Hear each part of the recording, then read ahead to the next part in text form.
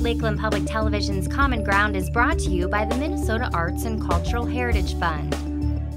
Common Ground is funded by the Minnesota Arts and Cultural Heritage Fund with money from the vote of the people of Minnesota on November 4th, 2008. Hi, and welcome to Common Ground. I'm your host, Ashley Hall.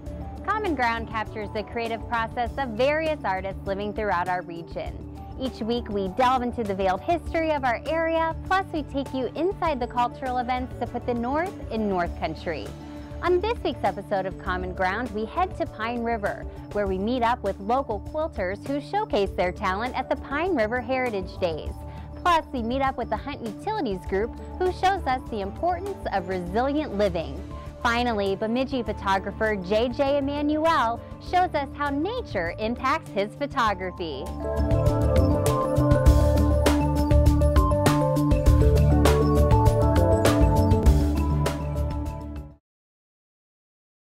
Hi, my name is JJ Emanuel. I am a photographer here in northern Minnesota in Bemidji. Probably 5 or 6 years ago, my parents bought me a digital camera for Christmas, and that's kind of what got me going into photography.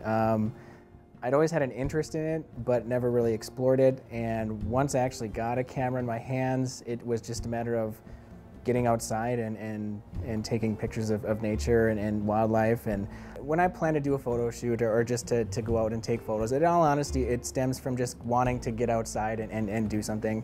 You know, if I'm planning to go to the North Shore, you know, I'll take a day or two and take my stuff up there and go hiking, once again, or snowshoeing or kayaking. It's just kind of weekend stuff for me, and sometimes during the week, and whenever the mood hits me, I guess. I'm a landscape photographer. I don't do much portrait work. I have, but not much. My favorite things to photograph are probably waterfalls. I really enjoy doing waterfall stuff. That's, you know, up on the North Shore. There's plenty of opportunities to do that. This is Gooseberry Falls from last spring. I took this when the falls opened up after all the ice and snow had melted. It was quite a stark contrast if you've ever been to Gooseberry at different times of the year. The summertime, these waterfalls are a small trickle, and you know, in the fall it's the same thing. As soon as you get there in the spring, however, all the runoff from the mountains and whatever, the waterfalls are, you know, 2-3 times what they are in the summer and the falls. It's really amazing, the difference. You know, in the summertime, springtime, excuse me, not springtime, fall, you could walk across this whole thing. You know, in the spring and April when this was taken, there's just no way. It's so deep. Yeah, this photo I took on the North Shore. You know, to me it was just kind of striking. You know, all the grays and the browns and the granite, and here you've got this bright red orange, you know, leaf kind of sitting around. So just kind of a neat contrast. This photo once again is up on the North Shore. It's called Father Baraga's Cross. Kind of out of the way. It's I don't know how far up the shore it is. I read about this, I think, on the state park website, and I thought, oh, it'd be kind of neat just to see what it is, just kind of a cross that's out there. Wildlife is really fun too. Wildlife presents a lot of different challenges. You know, it's really about being in the right place at the right time, you know, that kind of thing, and hoping something comes along. So that's a little bit different. I have found my wildlife photography to be just kind of, if it happens to happen, then great, but you really can't go out and plan to shoot a bald eagle today, or, you know, or see a lot of deer, or, you know, or an otter, or whatever it happens to be. You just can't plan so much for that. But that is really fun. When it happens and the opportunity presents itself, it's really neat. This is the photo of the deer that I stumbled upon up at Gooseberry Falls State Park. Feet away from me, I was walking to the falls actually, and was looking down at my camera, getting my camera all set up, and I looked up and there she was staring at me, and I stared at her, and we stood there for a few seconds, and I thought about my camera. I thought, well, I better get a few photos of this, so I took a few photos and she trotted off. This photo I took with a pretty long lens, telephoto lens, so I really wasn't that close to this loon. She was on her nest. Her mate was around. He was swimming around me in the kayak. I'm sure he was just, you know, making sure I wasn't going to get too close. But yeah, it was a really neat experience to get that close. Every photo that I take, I honestly could tell you where I was when I took it, you know, what time of day it was, and almost really what year. But certainly where I was at the time, you know, what the temperature was like, you know, how I felt. And I think photography, to me, it's an intimate experience for me. Once again, I can go back and look at any photo and really, I know, where I was at that time, what time of day it was, and I can remember that whole day. So this photo is, that's Upper and Lower Yosemite Falls in Yosemite National Park. It's a mule deer that was kind of milling around there. It's funny, the deer there are so used to seeing people and having people around. I literally got feet. I was almost able to pet that specific deer. But it's really kind of neat. This is Yosemite Valley, where most of the attractions that people come to see. Yosemite Falls, El Capitan, Half Dome, all that stuff is basically found right here. This is a sunset that I took last winter coming back from the North Shore. Driving home, it was the most brilliant sunset, as you can see. I tried to capture it as best I could. I actually pulled over. This is on Highway 2. I just pulled over and stopped, got out, and snapped a couple photos. This is very close to Bemidji, actually. Some of my favorite photos, maybe the photo that's here with us today, that was at Lake Bemidji State Park a couple years ago. The day after Christmas, actually, we got a very large snow, and the snow was just clinging to the trees and buildings, and it was really neat. So of course, I take the opportunity. You don't get a whole lot of days like that, and you go take a photo of it. And I always look at, what do I want the focus of the photo to be? Whether if we're at a waterfall or whatnot, you really need to kind of choose what you want. Whoever's going to look at that photo, you want them to, obviously, this is what he's looking at. This is what he wants you to see. I think early on doing my photography, I would take photos that were just kind of muddled, and you could, is he focusing on this or that or this? And there's, it's just kind of a scene. And I think as you develop as a photographer, you really learn to pick out a focal point of, okay, this is how I want someone to see my photograph. For whatever reason, I've always liked seeing a path, kind of a path leading somewhere, and this is on a hiking trail in Itasca State Park, and it's always neat. My eye is always caught to that path that's, curving into the background. Anybody can get out there and photograph a sunset or a sunrise or sit at Gooseberry Falls and take pictures there. I think what sets photos apart and photographers apart is there's an artistic style that comes in the post-processing, the editing. Everyone's got a different take on how they like scenes to look, different kind of colors and compositions. This is probably more of a natural light that I would have seen that morning. And there's nothing wrong with that photo. I enjoyed it. It's a great photo. Once again, bringing Photoshop and editing into it, you could turn something like that into something like this. Just strikingly different. Same morning, near the same photograph, but it looks much different. I love going through my stuff and seeing where I was. Like I said, I remember every photo, where I was, when it was. So for me, it's really a passion, something creative, something that I can create. If nobody ever saw any photos that I ever took, I'd be okay with that. And once again, it's for me, it's something that I love to do and I enjoy.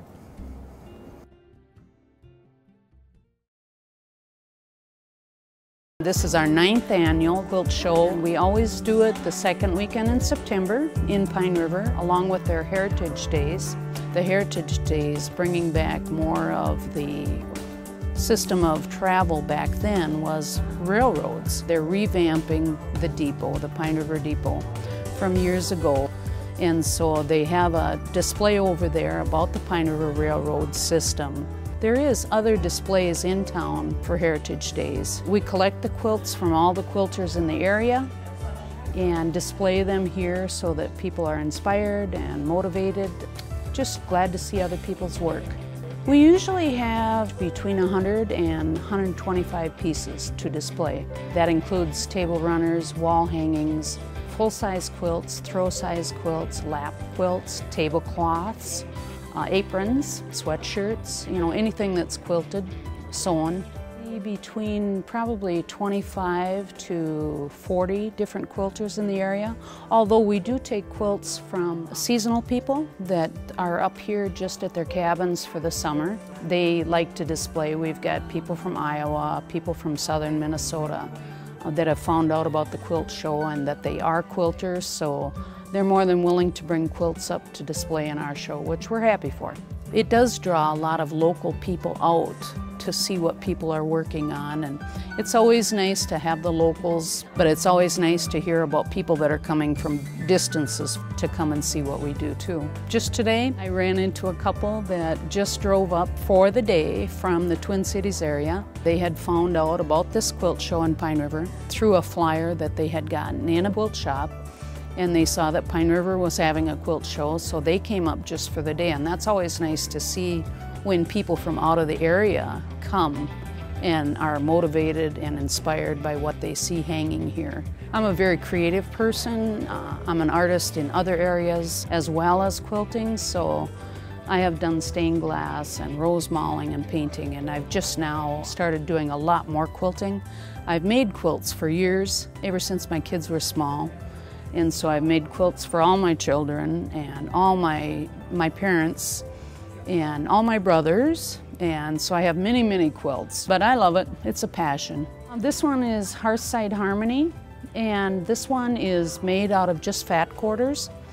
And it is a very simple pattern. It's just the way you lay it out. It's just a dark and a light fabric, and they're all half square triangles. It's simply just a scrappy one. And this one's hand quilted, and it's about a full size quilt. You know, quilting's been around for lots and lots of years. The things that are changing now are people are coming up with different ideas, different patterns every year. You see what people can do with quilts, where they're taking a picture of a landscape and they're making a whole quilt that looks like a landscape from a photo, which is really quite unique in itself. But I think a lot of people are going into quilting that never really were involved in it before. For years it was kind of a thing of the past, it was fading out. But I think it's reviving now, and you're seeing younger and younger quilters participating in making quilts. My granddaughter, I taught her how to sew, so she's displaying her first quilt here this year. And so it's good to see the younger generation also get into the quilting scene. And it's nice to see different things, and everybody's imagination and creativity is so different. So you never know what you're going to see when it comes through the door. But that's what makes it unique. It's always something fresh. You know, even if you're not a quilter, you can appreciate the colors, the patterns. Always brings back a flood of memories, because people will look at a certain quilt and they'll go, oh, I remember my grandma having that, or I remember my great-grandma made one like that, or, you know, we have a scrap quilt that my grandma made out of her dresses and Dad's old work shirts. So quilting, a lot of times it brings back memories for people. And that's what we enjoy, because then we get to hear those stories.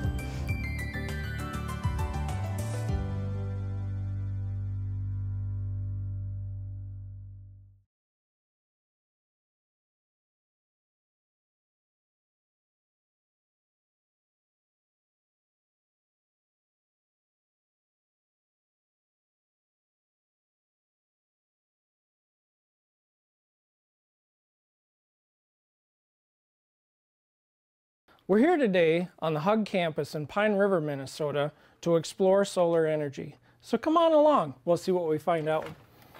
In here, we've got a very large greenhouse that was constructed for the sole purpose of collecting passive solar energy. To describe what passive solar energy is Ryan Hunt from Hunt Utilities Group here. Ryan, if you want to elaborate a little bit on passive solar and what role it plays here in the greenhouse. Sure, I was just soaking up some of the passive solar. Cats love passive solar. They curl up in a sunbeam and they get warmed, and that's the basic idea of what passive solar is. It's just sunlight, energy from the sun coming in your windows and warming things up. In fact, it's working so well here today, this black shirt might have been a bad idea. The basic idea is that you can design your home and buildings to capture a lot more of this passive solar by putting windows to the south, because in the winter when you need the sun is low into the south, and because it's low it can shine right in your windows. Problem is, in the summer you don't want that heat. Luckily, the sun is way up high and shines down on your roof a lot more than on your windows. So if you make your roof a little larger, put a little overhang on them, it helps protect the windows, and you don't have as much heating. that's one of the advantages of passive solar, is that when the sun is coming in and just being absorbed, there's no solar panels and fans and blowers and pumps and water tanks and water. There's none of that. It's easy to maintain. It just works, and it's warm and it's comfortable. So can you elaborate a little bit about the windows and their orientation on a building? Sure. Windows in a building are one of the weak spots in the performance of the building. So in a passive solar home, the insulation is important. The weak spot in the insulation is the windows. Those windows are about R3 when the rest of your walls are like R19. And around here we have R50 walls. So we've been paying close attention to what to do about the windows. One thing you really want to do is optimize the windows to the south and maybe not have as many windows in the other directions, so you're losing less heat. Ryan, can you talk a little bit about window construction and kind of give the viewers a little better understanding of what you value and our value is in a window? Yeah, a lot of people have questions about windows. And the most important thing to look at when you're looking for a window is its U value. The U value is a measure of how much heat gets through the window. So you want as small a U value as possible. The U value is like the opposite of the R value in your walls. The R value in the walls, you want it as high as possible, with an average new home being about R19 or 20. Average new window is about 3 for a double pane. Now, when you're looking at windows, there's double panes, where there's 2 layers of glass with an inert gas in between it, and so it gives you about a U value of about 0.3, or an R value of about 3. Then there's triple pane windows. Those can have R values of up to about 5, but they're significantly more expensive. I think it'd be kind of important to point out that it's January 19th, and last night we had temperatures that were below 0, and it's mid-morning. It's pretty darn hot in here. I'm thinking this black shirt might have been a mistake. Quite a testament to 18 below 0 last night, and somewhere in the neighborhood of about 80 degrees in the greenhouse here. Definitely something saying that passive solar heat is working here. We've even had to open up the vent windows. And on a sunny day here, those windows will stay open till later in the afternoon, simply because it would be well over 100 degrees in the greenhouse here if we did not bleed some of this heat. It gets so incredibly warm in here, even though outside we have 2 feet of snow on the ground and the temperatures are in the single digits. So we go from northern Minnesota to Jamaica just through walking through a door. It's an incredible experience to experience passive solar heat in a greenhouse. Well, now that we've talked about passive solar in the greenhouse here, can we talk a little bit about active solar in the structure here and its features and what active solar does for a building? Sure. The greenhouse that we're in uses some attributes of passive solar. The sun comes in and warms it up, but it warms it up so well that we're actually using it as an active solar. And the distinction is that in active solar systems, you are pulling the heat mechanically away from where it is and storing it somewhere. In this case, the heat is rising up to the top of the greenhouse. It's being pulled through extra solar panels that are above the greenhouse on the south side, and then down through the ductwork and down under the floor. Underneath the floor, there's about 10 miles of 4-inch pipe that transfer the heat into about 17 million pounds of earth. So on a sunny winter day, this building can store away about, in 5 sunny hours, it can store away enough heat to exist on keep it warm for the next 5 days. That's incredible. So the mechanical part of it helps utilize the passive solar, making it an active system. Obviously, it's pretty hot in here. Active is kind of helping us to distribute it through the building and possibly store some heat. And speaking of storing heat, could we elaborate just a little bit? And I've heard this term before, a heat sink. Could you talk a little bit about that? Sure. A heat sink is anything that absorbs a lot of heat into it. In this building, we're actually sinking the heat down in the earth underneath the floor, and that heat comes up, conducts up naturally through the floor and keeps the floor warm. It's like a big elaborate solar heated floor. Well, now that we've talked about passive solar and active solar, can we take a look at some of the features here that make this structure active solar? Sure, let's take a look. All right, let's take a walk. So the hot air in this greenhouse rises up to the top and gets pulled through the filters that lead into the solar panels up above the greenhouse walls. The solar panels heat the air to about 150 degrees, and then it's pulled through these ducts down into the fan, and then the fan pushes it down underneath the floor through the tubes into the heat storage, and that 150 degree air comes back at about floor temperature right here, about 65 to 70.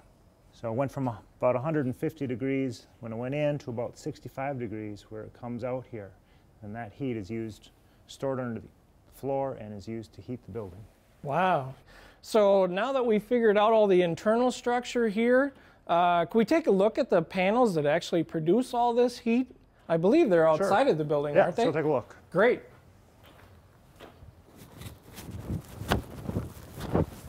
Well, Ryan, now that we're outside here, can you talk a little bit about what's on the front of the building here? Sure. First, talk a little bit about how cold it is. Yeah. Anyway, on the building we have 74 solar collectors made by the Rural Renewable Energy Alliance right here in this building. This is our manifesting shop building, and it's about 15,000 square feet, and these panels are designed to heat it entirely. Wow. The east half is over the greenhouse where we were just at, and the panels above there boost the temperature that's of the hot air in the greenhouse. On the west half, instead of a greenhouse, we have more solar panels. So it's like two solar panels together. Sure. In both cases, the hot air is blown down underneath the building through those tubes, and the heat is stored away for when the sun doesn't shine. Yeah, and we need it on a day like today because it is cold outside. That wind is nasty. It's 3 degrees at the airport. The sun is warm, everything else is cold. Well, Ryan, we took a look at the solar thermal panels over on the other building, and we're at this building here. Want to explain what's going on in this house here? Sure, this is our ARC 08 home. It's a kind of a prototype home of putting together everything we've learned for ultra efficiency. The panels you see on here are the hot water panels, as opposed to the hot air panels on the manifesting shop. The sun will be heating water for any hot water use. It'll be basically just supplementing the water heater in the building. So it'll be providing hot water for showers and washing dishes and hands. Basically anything you use hot water for. Great.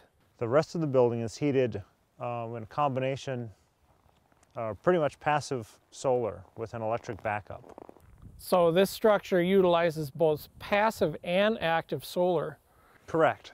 We talked about the solar thermal panels, and we talked about solar hot water.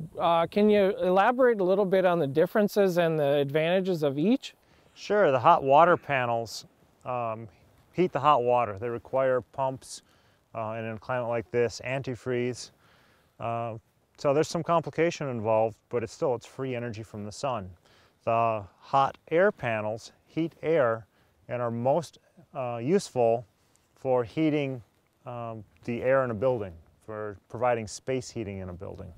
As we can see, this is a pretty large structure, so passive and active solar are very important to heat a building like this and utilize the insulation that we talked about earlier. Yeah, this building has 12-inch thick foam walls for super insulated performance, and we've done something unique with the windows. Let's go take a look. Great. Whew, it's cold out there. It sure is nice in here. Let's shut our warm stuff. A little bit of hat hair there. Let's talk about this, Ryan. It's really nice in here compared to outside. Can we elaborate a little bit on the garage here? Yeah, this garage gives me garage envy. This is the only spot on campus that is entirely passive solar heated. And it doesn't get any colder than the high 40s, no matter how cold it is outside in the winter.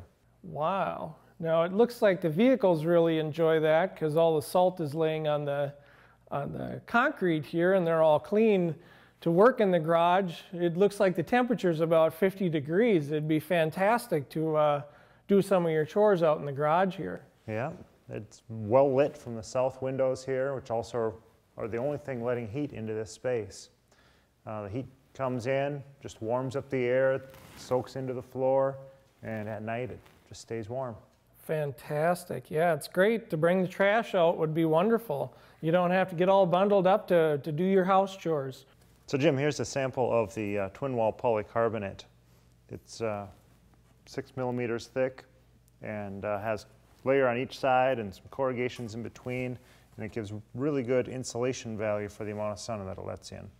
Now I noticed that this stuff is hollow compared to a piece of solid glass. Can you talk about why it's important to have that hollow space? Yeah, the hollow space provides a static air layer, which provides better insulation value. Wonderful. Kind of like a twin pane window. Thank you so much for joining us. We hope that you enjoyed the show, and we look forward to seeing you next week right here on Common Ground. If you have a segment idea for Common Ground pertaining to North Central Minnesota, contact us at legacy@lptv.org or call us at 218-333-3022. To view this episode or any Common Ground segment, visit us at lptv.org/Common Ground.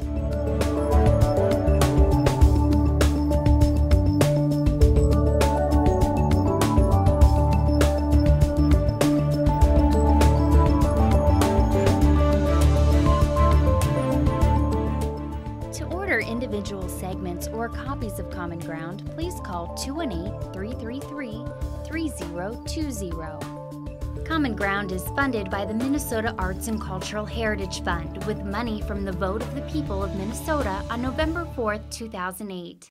If you enjoyed this segment of Lakeland Public Television's Common Ground, consider making a contribution at lptv.org. If you have segment ideas pertaining to North Central Minnesota, contact us at legacy@lptv.org.